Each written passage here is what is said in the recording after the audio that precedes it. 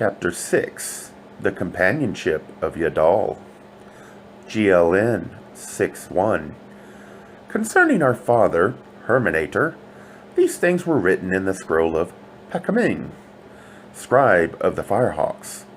Generation had grown out of generation, and the Lord of light and life had hidden himself. For he knew the nature of man, and none could find him. Time passed, and they sought him no more. GLN 6:2. Then high-riding, ass-born, came one who was to reveal the light to men. Praises to the Lord of light and life, for Herminator, the light-bringer. He wandered the hillsides among shepherds who tended their flocks with care, and he learned their ways. This was the wisest of men, and his body was filled to overflowing with manly powers. Wide-striding, he measured the mountain's broad pastures. In anger, his face burned like the sun at noontide, while in benevolence it shed the calm glow of the moon in the night quietness. In courage and skill, none could match him. He was a child like no other. Before others crawled, he stood upright. He learned his letters at 3 years. He could read and write at 5. He taught those who attended the temple with him when he was 7. He was 10 when his foster father joined his fathers, and the estate was divided through the women. At 12, he changed the course of the river, falling down from the mountains to lead it through new pastures. And thus his mother became rich at 13. He was sent to the shepherd of the city, and trained with spear and shield. At 17, he slew the king's right-hand man, and fled to the mountains of Akama. GLN 6:3. Like a beast of prey, he wandered at will. He was the mountain dweller, firm of limb, and swift-footed, taking according to his whim from those who passed his way. Mighty was his bow of ancient wood, sinew strung, it sped swiftly his straight-shot arrows. GLN 6:4. High on the mountains wandered another. Yadol was his name, one who lived on herbs and wild honey, tall and long-haired, for no knife had ever touched it. His hand tamed a wild wolf cub, and it was his companion wherever he went. It followed the wild beasts, did not molest him, and he walked freely among them. GLN 6:5. Herminator was a trapper of wild beasts. He dug a pit at the place where they came down to water, and other traps were set. Yadol passed that way. The pit was filled in and the traps broken. The ensnared deer was set free. When Herminator returned and found the pit filled in and the traps broken, his heart was seized by a whirlwind. He raged against the skies. He swore against the trees. He sought for days, he sought, but could not come upon Yadol, the evasive one, the cunning one. His traps were useless, his pits a vain labor. He hungered, and because he hungered, he became less cautious. When he lay in wait among the bushes to waylay men who passed, he was not held back by thought of their number, but loosed his arrows and leaped among them. Herminator attacked stormy-hearted, like a whirlwind he attacked. But when they saw he was one alone, they stood fast. Herminator turned back into the bushes, but arrows sent after him found their mark. GLN 6:6. For 3 days he lay in his place upon the mountain. His legs swelled up, and he thirsted, for he could not get water. He lay in a body of pain, and his spirit prepared to depart from him. A wolf came, and his hand sought a stone, but weakness held his arm, so it could not be cast. Then lo, the wolf licked his hand and departed. Then Yadol came, and his hand was a skin filled with fresh water, and he knelt beside Herminator and gave him a drink. Yadol dressed the wounds and brought herbs to eat, and so it came to pass that Herminator grew strong again. GLN 6:7. Thereafter Herminator and Yadol dwelt together within a cave among the mountains. But Yadol would neither slay for meat nor eat of it. Yet they roamed the wide mountains together in joyous companionship, and their days sped swiftly by.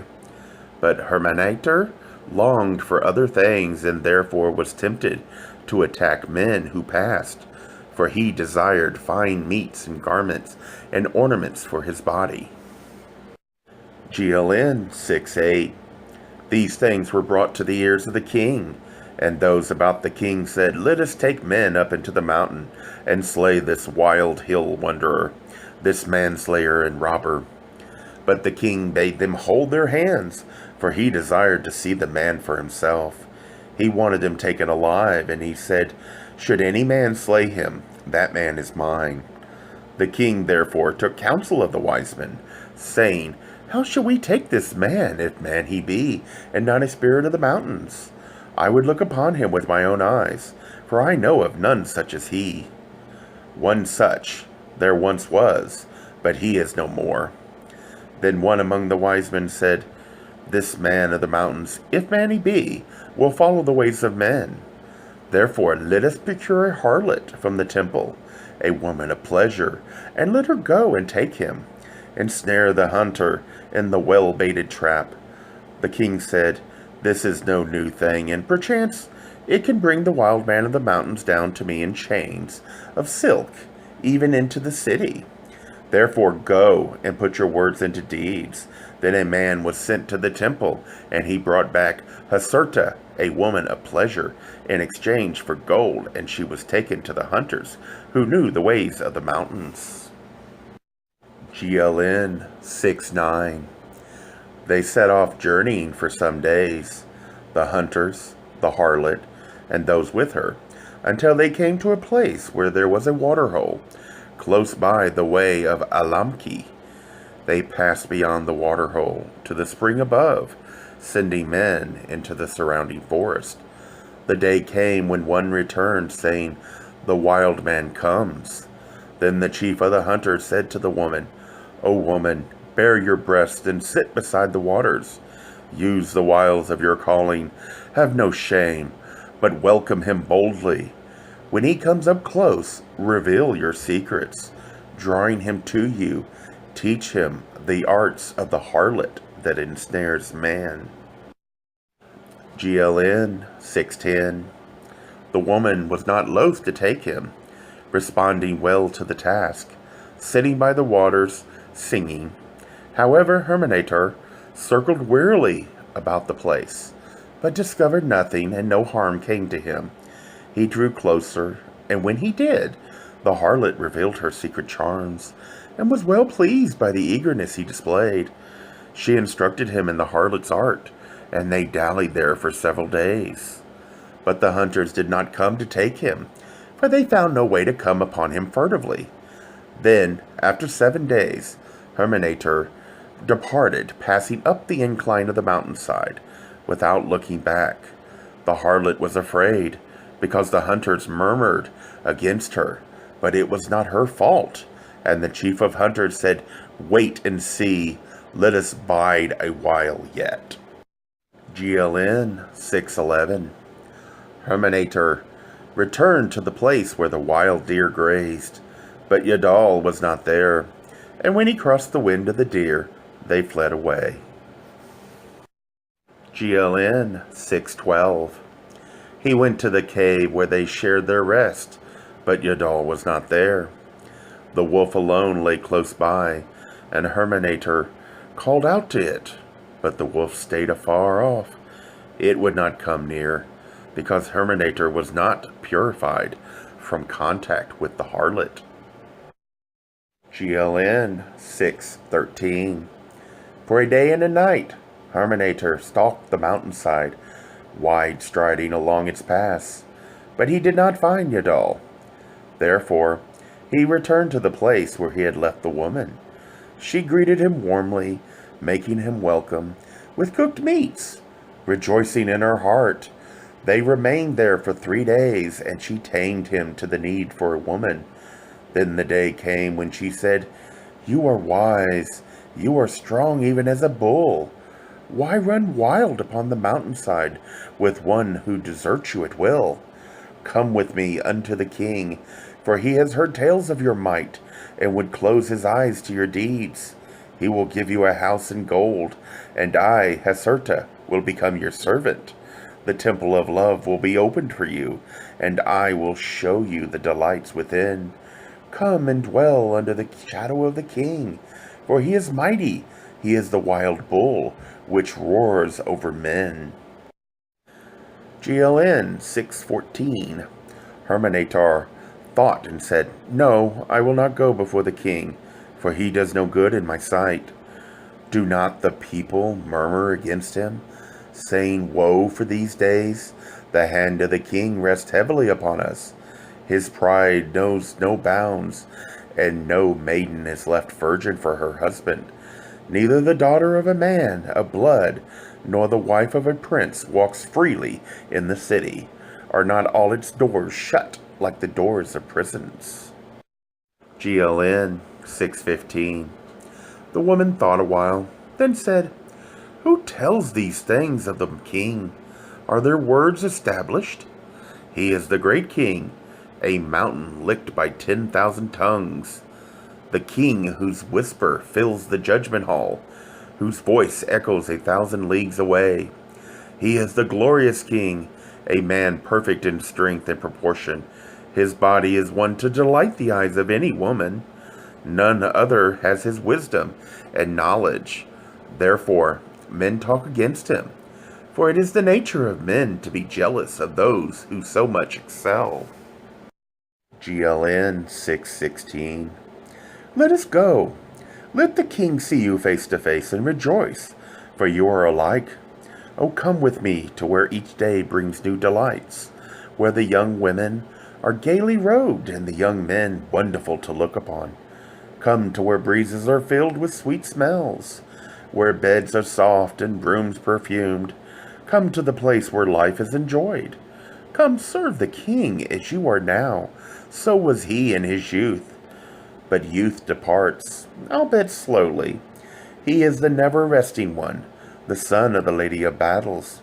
Come and do not fear. All will be made ready for you. Even now the wise men tell of your coming, and men wait to escort you in peace. GLN 617. Herminator was swayed by her words and said, So let it be. Where you go, there go I. Then Haserta gave him a necklace she had brought and led him to the tents of the hunters. But when they saw him face to face, they were afraid. Such was the light held in the eyes of the stalwart, wide, striding one. Yet they recognized him as a man like themselves, and their fear passed. So it was that Herminator went with them, and with the woman, came to the city, and went before the king. And the king looked upon him with favor. He gave Herminator wine, and was drunk, and oil for his body, and he was anointed. He was arrayed in 3 robes. He became a man of rank. He was given a house and servants, and he was given a watchman. He became captain of the guards, and none was like him. GLN 618. To the woman of pleasure, the harlot, the king gave bracelets of gold and sent her away, saying, Go to your proper place, for you have completed the thing required of you. There you will be great among women, while here you will be degraded among them. Haserta departed in sorrow, for even a harlot can feel faint stirrings of affection through the oft-soiled, winding cloth which enwraps her sordid spirit. GLN 619. Herminator learned the ways of the palace and walked as he willed, but soon he became restless, for his thoughts turned toward Haserta.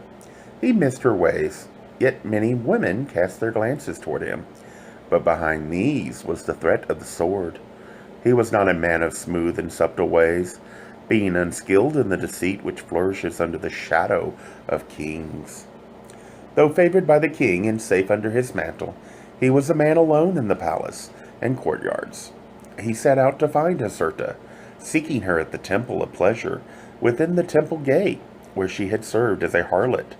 But the priest said, The woman is no longer here, for a harlot given gold thinks herself a queen, and the women have driven her out. Herminator sought her throughout the city, but she was nowhere to be found. Persisting, he eventually found her at a harlot's post. Beside the river, among wineskins and men of the waters, there was one who sat with her, and he was a man of blood, therefore armed. So when Herminator came up to them, seeking to talk with the woman, he drew his sword. When the man of blood saw that Herminator was undismayed by this, and prepared to settle the issue, he mocked him, saying, "Why should men fight when women are plentiful, and we have half a measure of corn?" GLN 620. Herminator bought the woman from those who grew rich on the defiled bodies of women, and established her in his house. The men about the king murmured against him, speaking poisoned words in the ear of the king. The woman of the palace also turned from him. Meeting Haserta on the street, they caught her and tore her veil off her face, while men of subtle ways who served the king mocked behind their hands. The men of blood serving the king set their faces against Herminator, while in the city men said as he passed, "There goes the great one who bathes in dirty water." Therefore Herminator departed from the city, going to dwell without its walls, among men who tilled the soil. GLN 621. It was not long before the day came when the woman saw that Herminator was downcast, and so she said to him, "O man of might, when my eyes rest upon you, I am raised above all women, and now my heart is cleansed of all that polluted it. My body rejoices in freedom, and my life is a song of gladness.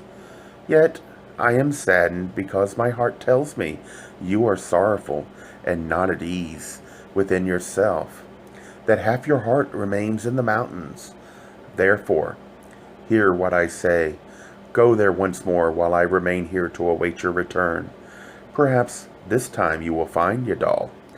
Her words made Herminator sad, and he said, "How can I go away and leave you here? Who will protect you? What man can I place over you who will not know you? Yet go to the mountain I must, therefore you shall come with me." GLN 622. They departed, crossing by way of Hamrama, and came to the mountains high-standing and deep-sided. They searched many days, but Yadol could not be found, neither would any bird or beast approach them. They wandered the mountains, they searched the valleys, and they grew weary in the search. They returned to the foot of the mountains below the place where shepherds dwelt, and into the tillage where there was a city. It was the time of Akato, and Shara, chief of the city dwellers, was to be married. Being invited to remain in the city as guests, they stayed there. When the days of feasting commenced, men came in from the mountains and tillage, and there was much dancing and singing. Herminator and Haserta were made welcome, taking their places among the guests and storytellers, eating and drinking their fill. There was strong drink brewed from corn and wine from the palm, and Herminator became overfilled with these and drunk. He fell asleep while he slept. A man came upon Haserta and seized her, saying, "Come, let us be together, so I may have pleasure, and you may have silver. I know you are a woman of many pleasures, a servant to the vices of men." When she denied him his desire, he sought to take her by force, but she drew a knife and slew him, for a woman cannot be taken by man, except she surrender herself to his needs. GLN 623. Hearing the clamor, men came, and seeing what had happened, they seized the woman. Others took Herminator, and both were brought before the headman, who delivered them to a place of confinement. When the feasting was over, they were brought before Potosi, one who sat in judgment. Potosi said to Herminator, "You have come among us as a guest, and a man of good standing. Therefore we know not whether you have been wronged, or whether a man of this city has been slain unjustly. If you have been wrong, then also establish the standing of this woman. It is said that she is a harlot without standing. This being so, then you shall pay the price of he who was slain to his kindred, and no more will be required of you. GLN 624. Herminator answered Potosi thus: You are one filled with the essence of wisdom, who justly occupies the seat of judgment. I ask with due humility that you give ear to my plea. For this woman, who may not speak for herself, denounce her I cannot. Instead, I will claim her as wife under the law of Antechamber, for she has dwelt with me for 20 months, and in that time has not known another man, nor have I caused for complaint. GLN 625.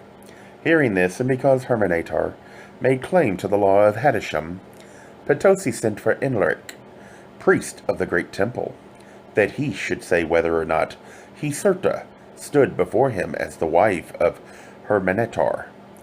When the priest came, he inquired of the woman whether she were a virgin when Herminator took her. Had she said yes, then the passage of 3 months would have given her the standing of a wife. But she answered no. The priest asked her if she were a widow when Herminator took her. Had she answered yes, then the passage of 20 months would have given her the standing of a wife. But she answered no. Then the priest asked if she were a harlot when Herminator took her, and she answered yes. Therefore, as 7 years had not yet passed since Herminator first took her, she could not have the standing of wife, nor could she claim to be a harlot of the temple, for she had left its protection. GLN 626. Now the mark of a harlot was upon her, and Herminator had forfeited his standing in the place of judgment. So Potosi gave judgment upon them, and it was decreed that when Gala came, they would be led to the enclosure of death, and there tied back to back. The woman would be strangled with cords after the manner of harlots, while Herminator would be left to carry her as a burden within the enclosure for 7 days. Then, if the gods willed that he lived, he would be let out to wander as he willed, all he might take with him being 3 handfuls of corn and a gourd of water. The judgment was fulfilled. Herminator lived. He departed and went his way, and the kindred of the slain man failed to catch him. GLN 627. Herminator passed across the land, coming at last to the temple of the 7 illuminated ones, and his mother was there. She dwelt alone with only an old serving woman, for now the temple was desolate, and without walls for 2 years. Herminator dwelt with his mother, but then his heart went out again to the companion he had left upon the mountainside. He said to his mother, I must depart, for my heart cries out for one who saved my life, and whose ways are mine. Great is the love of man for women, but greater the love of man for man. GLN 628. So Herminator came again to the mountains, and lo, he had entered the forest but half a day when he came upon Yadol. How warm was the greeting, how strong the embrace!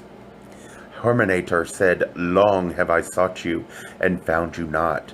Yet I come again, and you are here. Yadol answered, It was because of the harlot. I was here, but you saw me not, nor could I make myself known to you. GLN 629. Herminator returned with Yadol to the place where his mother dwelt, and they remained there, none knowing what they were, for they were garbed as priests. They tilled the ground about the place, enjoying its fruitfulness, and both were nourished by the wisdom of Herminator's mother. GLN 630. Nintursu was the last of the line of Sasuda. 10,000 generations had passed since the beginning, and 1,000 generations since the recreation. The children of God and the children of men had passed into dust, and only men remained.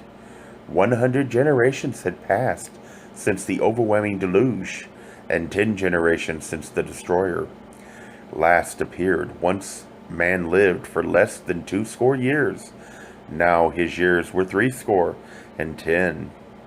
Once God had walked with men, and men knew only God. Now he was hidden behind many veils, and few saw him, and then but dimly with great distortion. Where once there was one God, now gods were as numbered as the stars. Yet the great key remained in the midst of men, and it was here at the temple of the 7 illuminated ones, the key of life, the key which given into the keeping of our Father, Herminator. It is a secret thing, something exceedingly great. It is not lost, but has come down to us, and is known in our times. GLN 631. Now one day, as Herminator sat beneath a tree enjoying its shade at the height of noon, he saw a stranger approaching. The man was weary and staggered, so Herminator sent his servant to bring him into the shade. The servant hastened out and brought him in.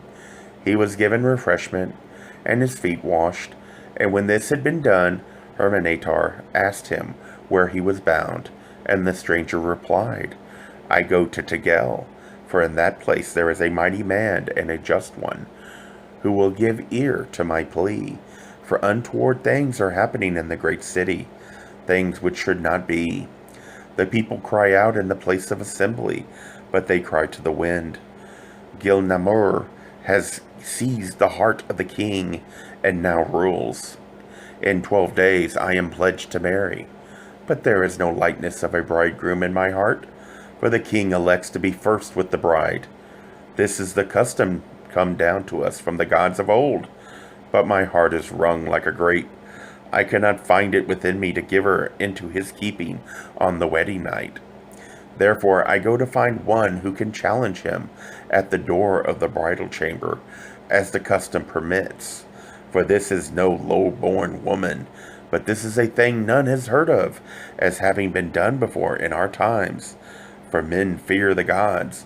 I know of none other who may stand before the king as one sanctified. GLN 632. Herminator heard him and replied, Be of good heart, and go no further, for I am that man. Hearing this, the stranger, filled with gratitude, fell upon his knees before Herminator, and said, How can I thank you? How can I repay you?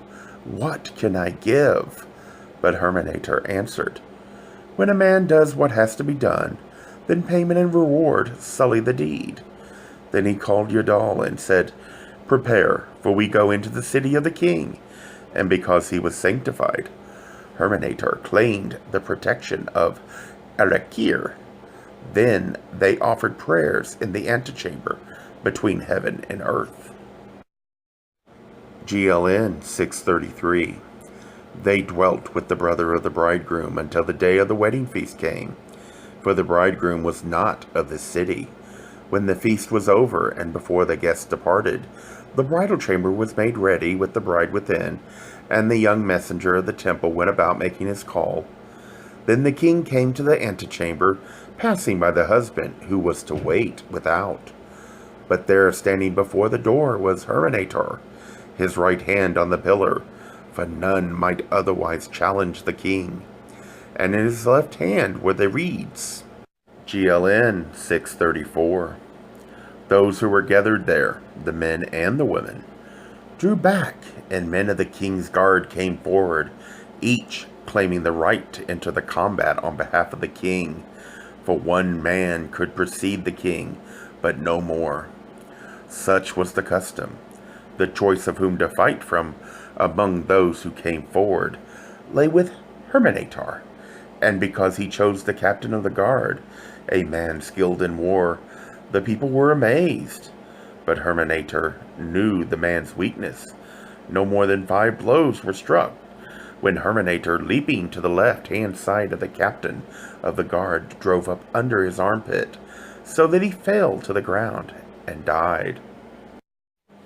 GLN 635.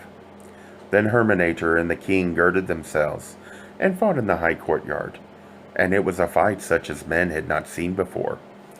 The young and the old, agility against experience, stamina against cunning, they were both equal in the fight.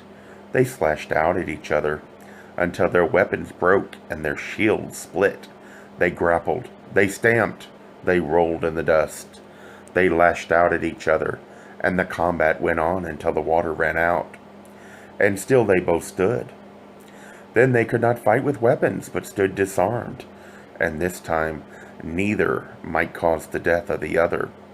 They circled each other warily, keeping away from the balustrade. Then Herminator jumped aside, and with a swift movement caught the king to him, twisting him so they both fell down into the courtyard below the ground. And the king fell over his shoulder, so that his breastbone broke, and he remained on the ground. Then the king's guard gathered about him, and a man skilled with medicines came forward. Though grievously hurt, the king would not die. Herminator gave his seal and right to the husband, and with Yadol parted the men who stood about in silence, for they could not harm them. So Herminator and Yadol departed from the land, for it became closed to them, and mounted on mountain asses, they set out on the way of Anhu. GLN 636. Herminator crossed the wide plains with Yadol until they came safely to the stream of bitter waters, brought there by Mamanatum, and so they came up to Makur, close by the forest of cedars, and dwelt there. This is the place where there was a temple to Humbanwara, the guardian.